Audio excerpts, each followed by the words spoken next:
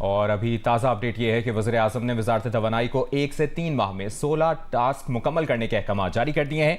1 माह में गैस कीमतों में हालिया इजाफे की फॉरेंसिक ऑडिट की रिपोर्ट पेश करने की हिदायत की गई है। गैस की कीमत में हालिया इजाफे पर वज़ीर-ए-आज़म ने बरहमी का इजहार किया। ओगरा और गैस कंपनियों की कारकर्दगी का जायजा लेने का फैसला किया गया है। 3 माह में गैस इंफ्रास्ट्रक्चर, गैस चोरी और नाकिस कारकर्दगी की रिपोर्ट पेश करने की हिदायत की। ईरान पाकिस्तान गैस पाइपलाइन मंसूबे की मॉनिटरिंग के लिए फौरी तौर पर बैनुल वजारती कमीशन कायम करने की हिदायत की गई है। 1 माह में सरप्लस बिजली को खपाने के लिए नए इंडस्ट्रियल जोन तैयार करने का प्लान पेश करने की भी हिदायत की गई है। इसके साथ साथ 2 हफ्तों में पावर और पेट्रोलियम डिवीजन को गर्दिशी कर्जे का हल तैयार करने की हिदायत की गई है।